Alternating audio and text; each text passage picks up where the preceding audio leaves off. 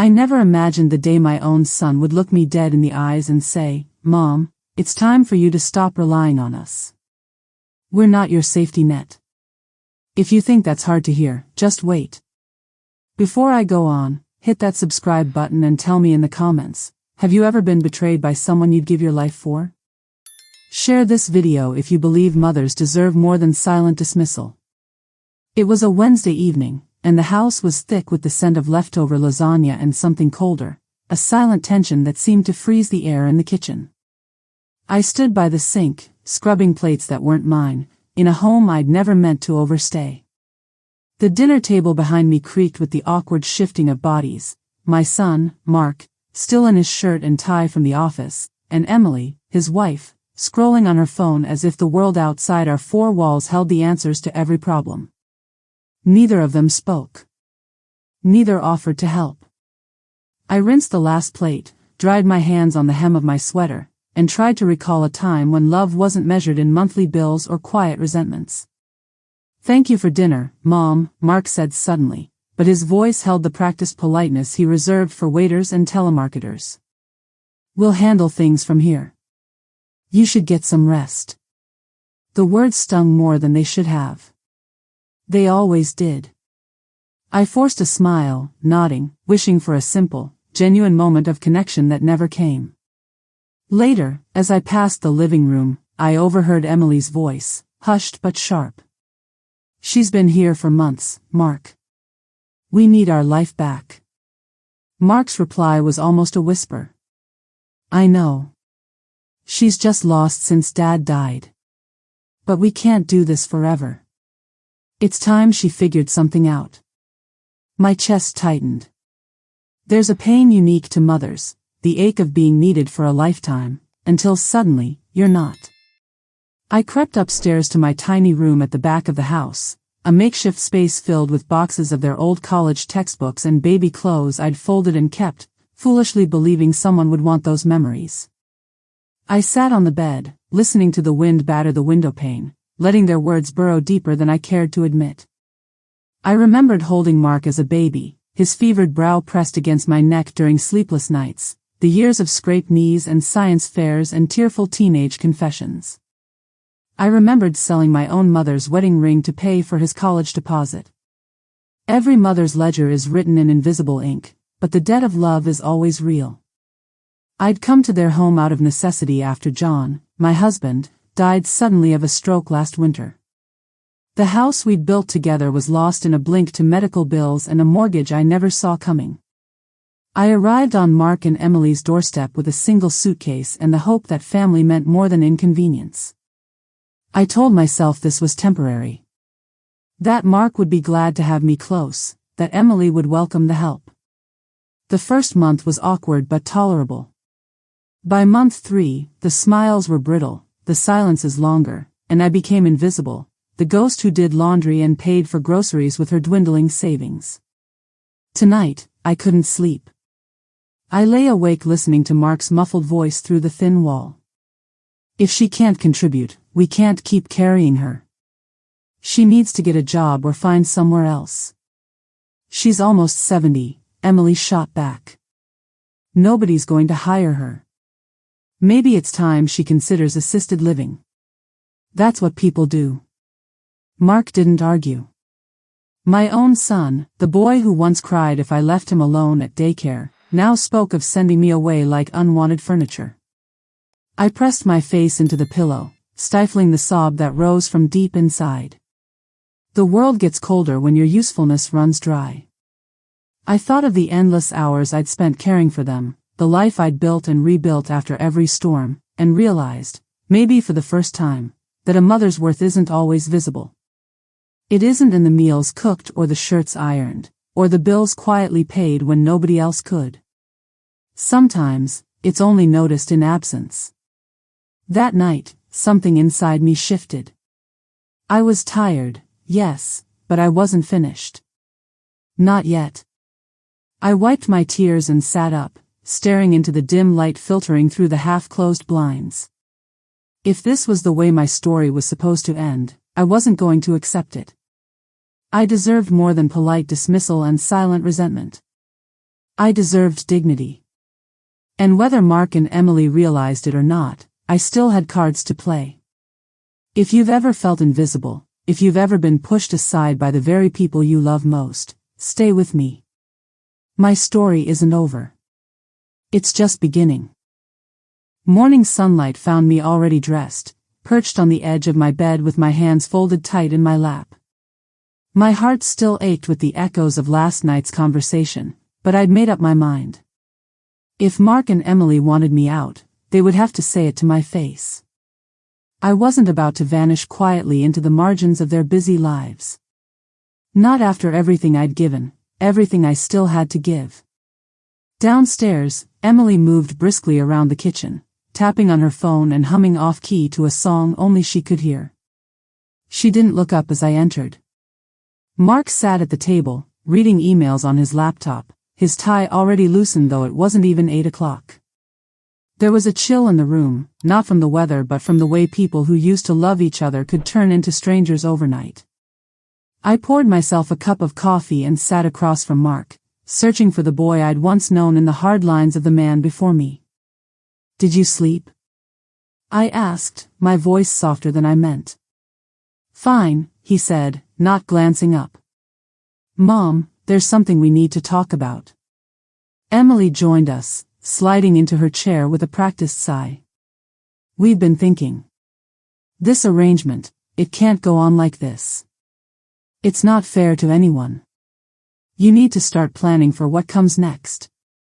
The words felt rehearsed, like lines from a play they'd practiced behind closed doors. I looked between them and felt my jaw tighten.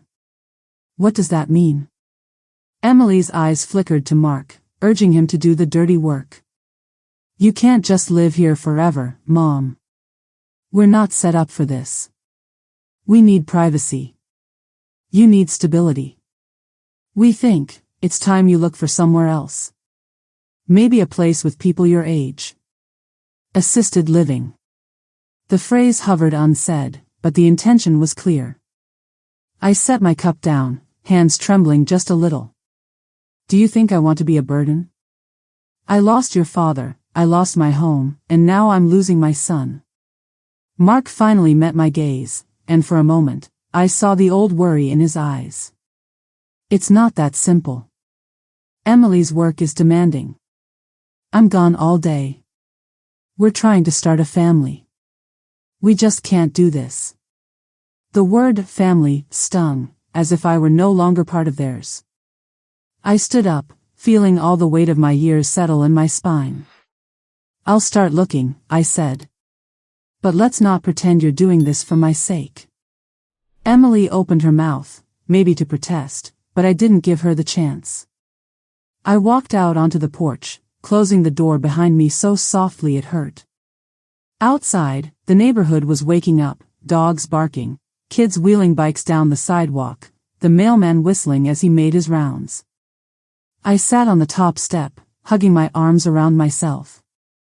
I had nowhere to go, no job, barely enough savings to last a few months. My sister had her hands full with her own grandchildren. Old friends had drifted away after John died. The world kept spinning, indifferent to who stumbled and who survived. But as I watched a mother across the street coax her little girl into a jacket, I remembered something my own mother used to say. "When the world pushes you out, you find a new door." I'd always prided myself on being resourceful, on surviving what would have broken someone softer. I'd picked up the pieces after my husband's first layoff, after the fire that nearly gutted our kitchen, after the cancer scare that shadowed us for a year. I could do this again. I pulled my phone from my pocket and started searching local job listings. Most wanted young faces and strong backs, but I kept scrolling. There was an ad for a part-time librarian at the community center. Another for a receptionist at the senior clinic. I jotted down numbers, feeling a small spark of hope flicker in my chest. Maybe I wasn't finished yet. Inside, Mark and Emily left for work without another word. The house was suddenly too quiet, the silence thick and accusing. I wandered from room to room, touching the framed photos on the walls, beaming Christmas mornings, sticky-fingered toddlers, family vacations where I did all the planning and none of the relaxing. How easily these moments slipped from ours to theirs, my presence now unwelcome, my history erased in favor of a future I didn't belong in. After lunch, I took the bus downtown, clutching my folder of neatly printed resumes. The city buzzed with life, but I felt invisible, another gray-haired woman lost in the shuffle of people with places to be. I walked into the library, nerves jangling, and handed my resume to the clerk. "We'll call if anything comes up," she said with a polite but empty smile. I tried 2 clinics, a grocery store, and even a florist. Each time, the answer was some variation of, "We're not hiring, we need someone younger," or "check back next month." I felt myself shrinking with every rejection, the old wounds reopening with each reminder that the world rarely makes room for women who've given their best years to someone else. When I got home, dusk was falling. Mark and Emily's car wasn't in the driveway. I let myself in, grateful for a moment alone. I made a cup of tea and sat at the kitchen table, staring at the classifieds, wondering how much further I could stretch my savings. For the first time in years, I felt utterly alone, untethered, unseen, and unwanted. But as night settled, something fierce stirred inside me. I wouldn't let this be the last chapter. I was more than a burden, more than a shadow on my son's perfect life. I still had fight left. I just needed to remember who I'd been before the world convinced me I was invisible. The next morning, a sharp knock on my bedroom door startled me out of a restless sleep. Emily's voice was clipped and impatient. "My mom's coming to stay next weekend, so I need the guest room cleared. You'll need to move your things, okay?" I nodded, swallowing my pride as she swept away before I could answer. I packed my meager belongings into a few worn boxes, clothes, a stack of well-thumbed novels, faded photos, and a jewelry box that once belonged to my grandmother. Everything that was left of my life now fit inside 3 battered containers. I dragged the boxes into the cramped laundry room, pushing aside a pile of dirty towels. Standing there in the half-light, I felt myself shrinking. In my own son's house, I was a guest barely tolerated, one inconvenience away from being asked to leave. I stared at my reflection in the darkened window, hair grayer than ever, eyes rimmed red with exhaustion. But somewhere under the weariness, I caught a glimmer of the woman I used to be, resourceful, resilient, unbreakable. I made myself breakfast, savoring the quiet, and then took out the envelope containing my last pension check. The number was pitiful, barely enough for groceries, much less rent in this city. I made a list of apartments in neighborhoods I could never afford and circled the cheapest options in trembling pen. I'd survived on less, I told myself. I'd managed before. But a wave of panic washed over me as I imagined sleeping in my car or begging my sister for a couch. With nothing left to lose, I walked down to the neighborhood community center. A handwritten sign in the window advertised volunteer opportunities. My pride bristled. I'd hoped for a job, not a handout, but something inside me urged me forward. Maybe, if nothing else, I could still be useful. Inside, the director, a kindly woman named Mrs. Bauer, listened patiently as I explained my situation. She nodded, her expression softening as I spoke. "We always need extra hands with the lunch program for seniors," she said. "It's not paid, but you'll get lunch and bus fare, at least." Her kindness warmed me in ways I hadn't felt for months. That afternoon, I helped prepare meals for a dozen older men and women, many of whom lived alone. I recognized that same look of quiet resignation in their eyes, the look of people who had outlived their usefulness in a world too busy to remember their names. We chopped vegetables, traded stories, and laughed over shared memories. For the first time since John's death, I didn't feel invisible. At the end of the day, Mrs. Bauer pressed a transit card into my palm. "Come back tomorrow," she said, "if you need the company." I promised I would.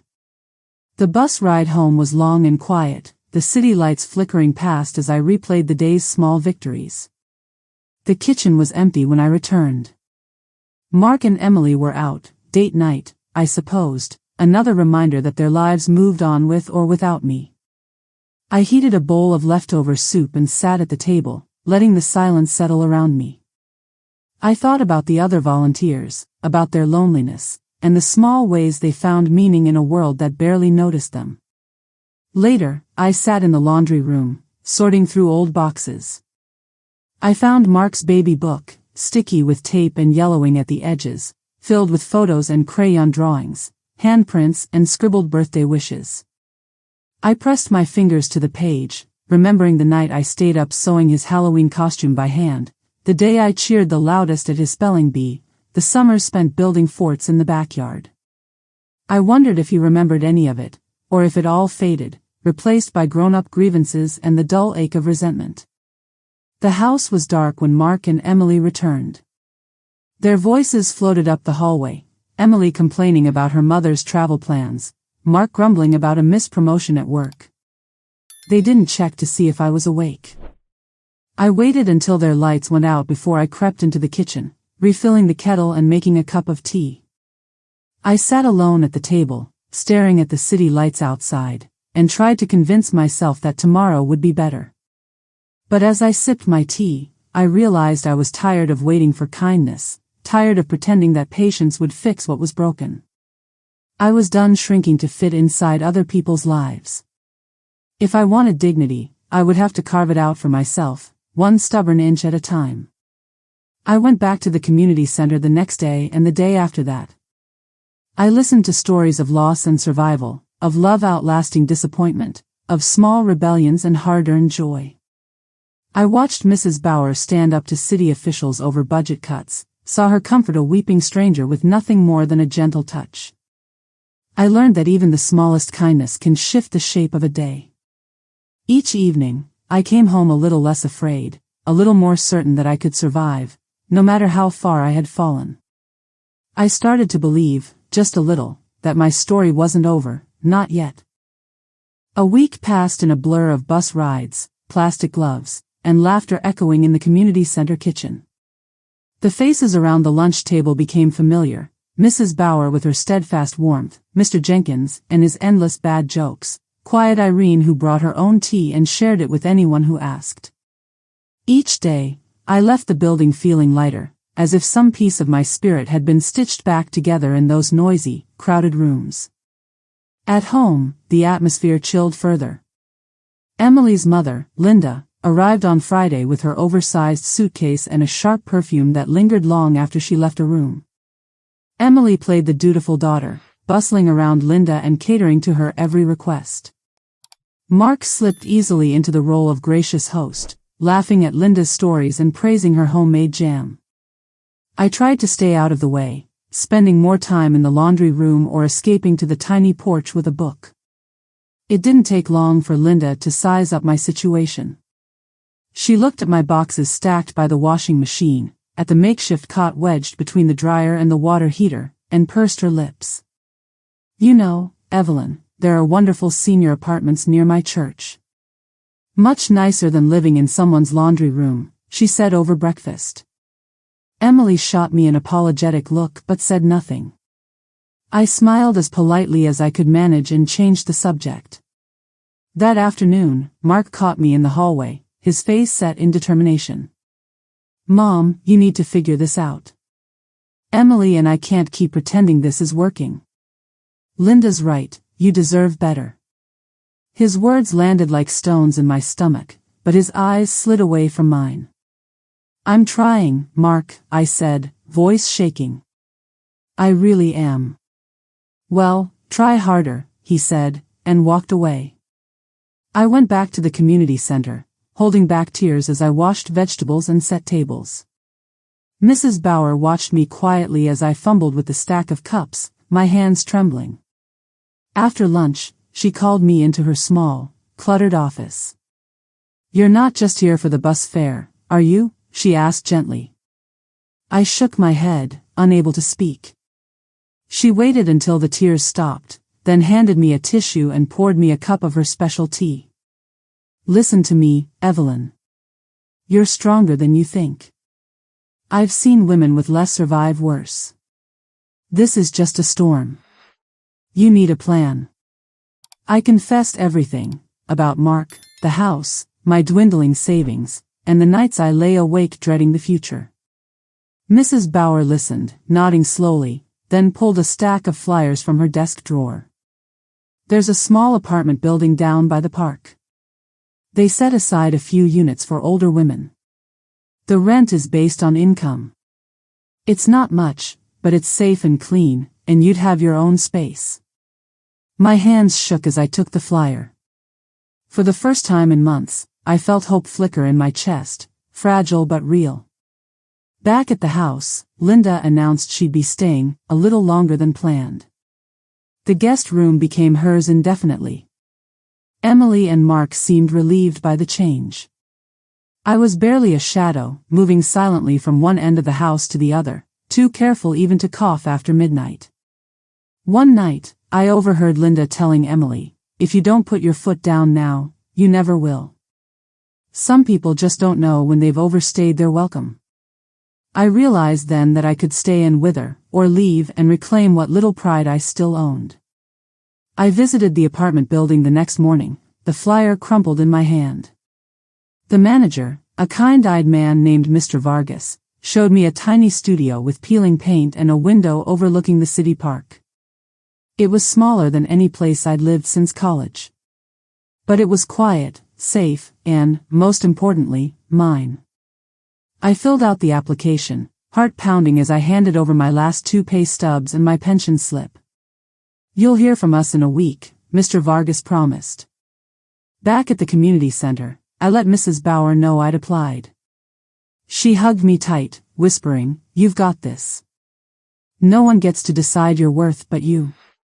Those words echoed in my ears all the way home. That night, Mark called me into the living room. Emily and Linda sat side by side on the couch, arms crossed.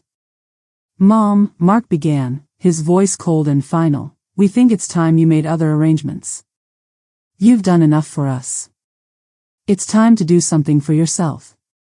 He offered no hug, no thank you, not even a glance of regret. I looked around the room, at the family I'd built, at the walls lined with photos I'd taken, at the furniture I'd helped pay for. And I realized I wasn't leaving home, I was leaving behind people who no longer saw me. I straightened my shoulders and nodded.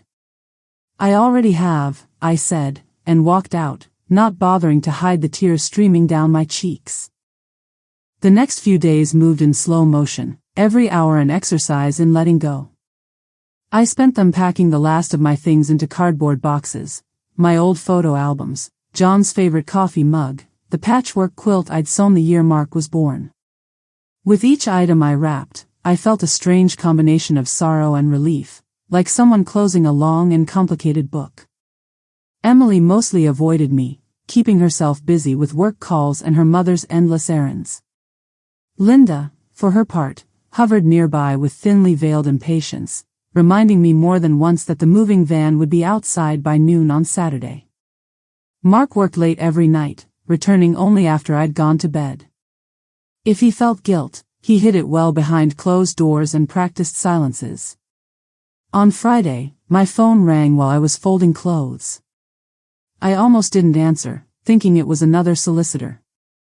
But when I heard Mr. Vargas's voice, a tremor of hope ran through me. "Mrs. Benson, we've reviewed your application," he said, his tone gentle. "The studio is yours, if you want it. You can move in as early as next week." I pressed a hand to my chest and closed my eyes, feeling my heart steady for the first time in months. "Thank you," I whispered, fighting back tears. "Thank you so much." That night, I stood in the hallway, looking at the closed door to Mark and Emily's room. I wanted to knock, to say goodbye, to remind my son of all the good years, the laughter, the holidays, the small acts of love that had built the foundation beneath his life. But something inside me resisted. This time, I would not beg for kindness. I would let my absence speak for itself. Saturday morning arrived bright and cold, the air outside tinged with the promise of autumn. The moving van was early, the driver a cheerful young man who whistled as he loaded my boxes. I looked at the small pile of belongings, my whole world, reduced to a single van's worth, and felt a pang of grief for all the things I'd left behind. Emily came downstairs just as the last box was loaded, her face tight with nerves. "Let us know you got there safely," she said, not meeting my eyes. Linda waved half-heartedly from the porch, her attention already elsewhere. Mark was nowhere to be seen. I stood for a moment at the curb, my new keys heavy in my pocket, the familiar house shrinking behind me. I thought about running back inside, one last embrace, one more word. But pride held me in place. I climbed into the passenger seat of the van, closed my eyes, and let the driver take me into the unknown. The studio was even smaller than I remembered, but Mr. Vargas had left a welcome basket on the counter, a loaf of bread, a jar of strawberry jam, a handwritten note: "You belong here. You matter." I set down my bags, breathed in the newness of the place, and sat on the edge of my single bed. For the first time in years, I listened to the sound of my own breathing in an empty room, no footsteps overhead, no whispered complaints through thin walls. I spent the day unpacking, filling the shelves with small reminders of who I'd been, photos of Mark as a boy, a faded wedding picture of John and me, the first book I ever read to my son under the glow of a nightlight. Each object was a stitch in the patchwork of my identity, proof that I had existed, that I had mattered, even if the world had tried to erase me. By late afternoon, the apartment began to feel less foreign. I made myself a cup of tea and carried it to the window, watching children play in the park below. Their laughter drifted up to me, bright and careless. I remembered the early years of motherhood, the exhaustion and the joy, the certainty that I was building something sacred and lasting. I'd believed then that family meant forever. Now, as the sun slipped behind the trees, I understood that sometimes love means letting go. My phone buzzed with a text from Mrs. Bauer: "Community Center lunch tomorrow.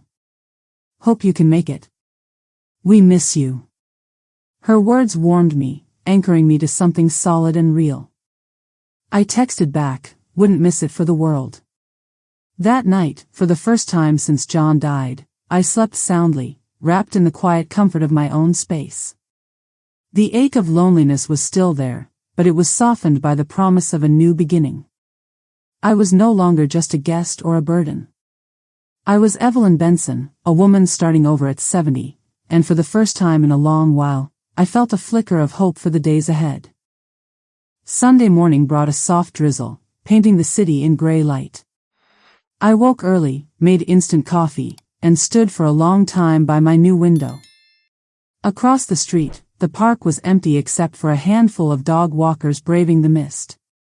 For a moment, I wondered if Mark was awake, if Emily had noticed my absence, if Linda was still complaining about the coffee or the weather. But I forced the thoughts away. Today wasn't about them. I put on my best sweater, brushed my hair with careful hands, and took the bus to the community center. As soon as I walked through the doors, the world seemed to snap back into color. Mrs. Bauer greeted me with her usual warmth, pressing a paper cup of tea into my hands. "You look lighter," she said, her eyes searching my face. "You moved in?" I nodded, unable to keep the smile from spreading across my lips. "It's small, but it's mine," I told her. I never thought I'd have my own space again. After lunch, the other volunteers insisted I join them for a game of cards. The laughter was genuine, the teasing affectionate. I found myself opening up, sharing stories about John, about the years I worked as a nurse, about the time Mark broke his arm and I learned to make plaster casts in the kitchen. Each memory was another thread connecting me back to myself, to a version of me I thought I'd lost. As the afternoon waned, Mrs. Bauer pulled me aside. "You're not the only one starting over," she said, nodding toward a shy woman sitting by the window. "Her name's Clara. Lost her husband last year, too. Just moved to town. Maybe you could show her around?" I glanced at Clara, recognizing the hollow look of someone still getting used to loneliness. Without thinking, I walked over and introduced myself. She smiled, a small, uncertain thing, but in her eyes, I saw the first flicker of hope. We sat together, drinking tea, swapping stories about heartbreak and survival. Clara confessed she hadn't spoken to her own children in months. "They're busy," she said, voice barely above a whisper. "They say they'll visit, but life gets in the way." I squeezed her hand, feeling our pain overlap in the silence. "You're not alone," I promised. "We'll look out for each other." After lunch, I walked Clara home, pointing out the best bakery, the nearest bus stop, the park where the flowers were just beginning to bloom. We exchanged phone numbers. "Call me if you ever need company," I said. She blinked back tears, nodding. I understood. Sometimes, a single act of kindness can redraw the map of your life. That evening, I returned to my apartment, dropped my purse on the counter, and sat in the stillness. The loneliness was still there, an ache that settled into my bones. But it felt different now, less like abandonment, more like possibility. I could build something here, even if it wasn't what I'd planned. Even if the family I loved no longer had room for me. I spent the next week settling in, filling my days with new routines. I joined a book club at the library, signed up for Tai Chi in the park, and started volunteering at the community center 3 afternoons a week. My calendar, once a desert of empty days, began to bloom with color and promise. One afternoon, I came home to find a letter in my mailbox. It was from Mark. My hands shook as I opened the envelope, uncertain whether I wanted to read his words or burn them. Inside was a single sheet of paper, written in his careful script. "Mom. I hope you're settling in. Emily says you left some of your things behind. We can box them up and send them if you want. I know this isn't what any of us imagined, but maybe it's for the best. I hope you're okay. Mark."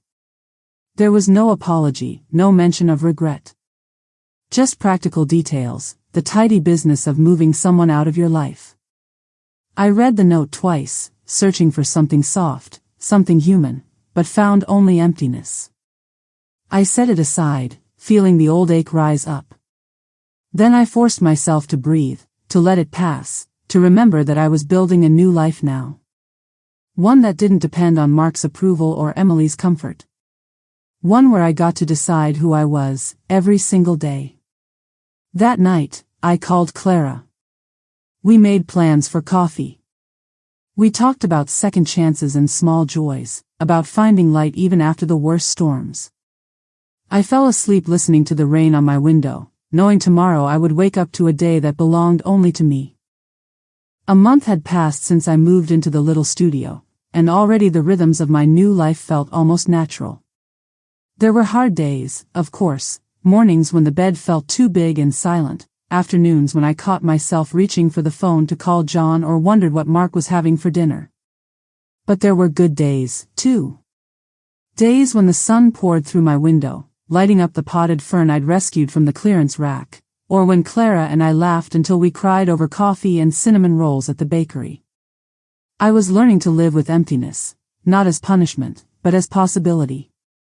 The spaces Mark and Emily had carved out by pushing me away, I now filled with new friendships, small rituals, and the gentle certainty that I was, in fact, still here. Still needed, even if not by the people I once would have given everything for. The community center became my anchor. I found joy in small, ordinary moments, guiding a neighbor through her first yoga class, reading aloud at the library's children's hour, teaching Clara to make my grandmother's apple pie. For the first time in years, people saw me for who I was, not just for what I could provide. One Friday afternoon, as I walked home beneath the bright red leaves, I noticed an envelope wedged in my mailbox. It was addressed in a neat, unfamiliar hand. Inside, I found a letter from Mrs. Bauer. She was retiring at the end of the month. "You've been a rock for so many people," she wrote. "Would you consider taking over as coordinator for the senior lunch program? It's a small stipend, but you'd be perfect for it." My breath caught. It wasn't a fortune, but it was honest work, and more than that, it was trust, a sign that someone believed in me, still. Clara and I celebrated that evening with cheap wine and takeout Chinese, sitting on the floor of my apartment surrounded by boxes of memories. She toasted me with a plastic cup. To new beginnings, she said. And to women who refuse to disappear. Late that night, my phone rang. For a split second, my heart leapt, foolishly hoping for Mark's number. But it was a local hospital. The voice on the other end was distant, formal. Are you Mrs. Evelyn Benson? I'm afraid your son, Mark Benson, has been admitted to St. Francis. There's been an accident. My world spun. My first instinct was to run, to be the mother I'd always been, ready to heal every wound, to fix every mess, to hold his hand through the pain. My coat was on before I could think. I called a cab and spent the ride in stunned silence, grief and guilt and fear tangling in my chest. Had I failed him? Was I selfish for walking away? Would he even want to see me? At the hospital, the lights were harsh, the corridors echoing with beeps and distant voices. I found Emily pacing in the waiting room, her face pale, eyes swollen. She started when she saw me, relief and shame flashing across her features. He was in a car accident, she said. He's stable, but they're keeping him overnight for observation. We sat in silence for a while, both of us wrapped in the awkwardness of everything left unsaid. Eventually, a nurse ushered us into Mark's room. He was propped up on pillows, a thin line of stitches on his forehead, a cast on his arm. For a moment, he just stared at me, as if surprised I was real. Then he whispered, "Mom." The word was small, a child's plea hidden in a grown man's voice. I crossed to his side, brushing his hair back from his brow the way I had so many times before. "I'm here," I said, tears stinging my eyes. He closed his eyes, his good hand squeezing mine. For the first time in months, the wall between us seemed to crack, not shatter, but shift, just enough for something soft and old to seep through. Emily hovered in the background, her mask of confidence slipping. She started to apologize, to explain away the choices they'd made. But I shook my head. We all did what we thought was right, I told her, voice steady. What matters now is what we do next. The doctor assured us that Mark would recover, though he'd need help for a while. Emily looked at me, her expression tangled with uncertainty. Can you stay with us? At least until he's back on his feet? I thought of my studio, my new routines, the friends who'd become my lifeline. I thought of how hard I'd worked to reclaim my sense of self, how precious my independence had become. The old Evelyn might have said yes without hesitation. But I wasn't her anymore. "I'll help," I said gently, "but I can't move back. I'll visit. I'll bring food. I'll be here when you need me. But I have a life now, too." Mark's eyes filled with tears, of gratitude, maybe, or regret. He nodded, understanding in a way he hadn't before.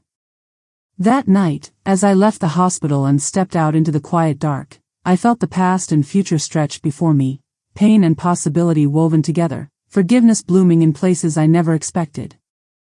Mark's recovery was slow but steady, his body bruised but his spirit more subdued than I'd ever seen. I visited every afternoon after finishing my work at the community center, bringing homemade soup or fresh-baked muffins, sometimes just quiet company when he was too tired to talk. Emily was grateful in small, careful ways, a warm cup of tea waiting for me, a blanket draped over my chair. The apartment felt different now, the air cleared of old resentments, replaced by something fragile and honest. One evening, as I helped Mark with his physical therapy stretches, he finally broke the silence that had hung between us for weeks. "Mom, I'm sorry," he said, the words trembling out as if he'd rehearsed them 100 times. "For everything. For how we treated you, for making you feel unwanted. I don't know how to fix it, but I want to try." I paused, my hands resting lightly on his shoulder. I saw the boy he'd been, the stubborn pride and fierce love that used to define our bond. I also saw the man he was now, humbled, uncertain, searching for forgiveness. You can't undo what's already done, I said gently. But you can choose to be different now. That's all any of us can do. He nodded, relief washing over his face. Emily joined us then, sitting on the arm of the couch, her eyes shining. We're going to be better, Evelyn. We have to be. We fell into a new rhythm, one built not on obligation but on small, intentional acts of care. I helped Mark navigate the stairs, cooked their favorite meals, and listened without judgment when Emily confided her fears about the future. They, in turn, respected my need for space, inviting me to stay for dinner but never insisting I linger. My visits were just that, visits. I always returned to my own apartment, to the quiet sanctuary I'd built for myself. Meanwhile, life outside their walls kept blossoming. At the community center, Mrs. Bauer passed the baton to me with a teary farewell and a basket of her famous banana bread. My first week as coordinator was a whirlwind of phone calls, grocery lists, and gentle reminders to volunteers who forgot their shifts. Clara became my right hand, organizing rides and keeping the mood light with her dry humor. The seniors trusted me, coming to me with their stories and small worries, making me realize that sometimes a new family is forged from shared burdens and fresh beginnings. One afternoon, I received a letter from my old friend Grace, whom I hadn't seen in years. She'd heard about my move from a mutual acquaintance and wanted to reconnect. Maybe we could meet for lunch and swap stories of grown children who think they know everything, she wrote. The invitation made me laugh, the kind of deep, genuine laughter I hadn't felt in ages. That Friday, Clara and I met Grace at a tiny cafe tucked away from the city's noise. The three of us talked for hours, about motherhood, widowhood, rediscovering who you are when the world expects you to fade quietly. I realized how much I'd missed these friendships, the easy understanding that came from women who had weathered their own storms and come out stronger. That weekend, I decided to throw a small dinner party in my studio apartment, a first for me since John died. Clara brought flowers and a lemon tart, Grace arrived with her famous chicken salad, and even Mrs. Bauer popped in with a loaf of fresh bread. The room was filled with laughter, stories, and the comforting clatter of plates and glasses. For a moment, I looked around at my mismatched chairs, my tiny table crowded with food and friends, and felt something like contentment settle over me. After everyone left, I stood in the quiet, savoring the echo of their voices, the lingering warmth in the air. I realized that these small, imperfect, deeply human connections, was what I'd been missing all along. Not just the sense of being needed, but the freedom to choose whom I let into my life and how I showed up for them. Late that night, as I readied for bed, my phone buzzed with a message from Mark. "Thank you for today, Mom. And for everything before that. I love you." Tears pricked my eyes, but they weren't bitter or regretful. They were soft, hopeful, the kind that come from finally knowing you are seen and valued, not for what you give, but for who you are. I drifted to sleep to the sound of rain against my window, comforted by the knowledge that I had not disappeared after all. I had simply found a new way to shine. Autumn settled in for good, painting the city in shades of gold and rust. My calendar, once an empty field, was now filled with invitations to book club meetings, potlucks, garden walks with Clara, and even an open mic night at the community center. Every day brought new faces and conversations, each one layering warmth over old wounds. At the senior lunch program, my little team had found its stride. We served more than just meals. We became a family of sorts, bound by laughter and stories and the comfort of belonging. I took pride in the way the shyest among us found their voices, how the tables buzzed with the energy of people rediscovering purpose. Some days I caught myself humming as I set out the salt shakers, amazed at how natural happiness could feel after so many seasons of loss. Mark's recovery progressed, and our relationship grew steadier. He came by my apartment sometimes, just to chat or help with errands. There was a new humility to him, a willingness to listen and an openness I had longed for since he was a boy. Emily, too, had softened. She called often, sometimes to share good news, sometimes just to ask for a recipe or advice. The old distance between us narrowed, not because we forgot the past but because we finally acknowledged it. One crisp Saturday morning, Mark invited me to join him and Emily for breakfast at their apartment. It was the first time I'd returned since moving out. As I walked up the steps, a flicker of anxiety rippled through me, memories of old tensions, the sting of rejection. But the door opened to the smell of coffee and cinnamon rolls, to warm smiles that felt genuine. They'd gone out of their way to make the place inviting, setting a vase of fresh daisies on the table, my favorite mug waiting at my old seat. We ate and talked easily, the conversation meandering from small updates to deeper reflections. At one point, Mark grew serious, his eyes shining with regret and something stronger. "Mom," he said, "I know we can't change what happened. But I want you to know how much I appreciate you. How much I wish I'd seen it sooner." He reached for my hand, squeezing it with a tenderness I'd almost forgotten. "You taught me what strength looks like. I hope I can be half as resilient as you." Emily nodded, her voice gentle. "You've taught us both more than we realized. We're sorry for the pain we caused." Truly. I squeezed their hands, my own heart swollen with forgiveness and the bittersweet recognition that even broken things can be mended if you tend to them with care. After breakfast, Mark walked me home. The city felt alive with promise, sunlight dappling the sidewalks, the sound of children's laughter drifting through the autumn air. As we strolled, he asked about my life, my friends, the community center, the new hobbies I'd discovered. He listened with real curiosity, pride coloring his voice. "I had no idea how much you've built for yourself," he said. "I hope, one day, I can be as brave as you." We stopped at the park, sitting on a bench beneath a canopy of golden leaves. Mark looked at me, his expression serious. "Would you ever consider moving back in?" he asked quietly.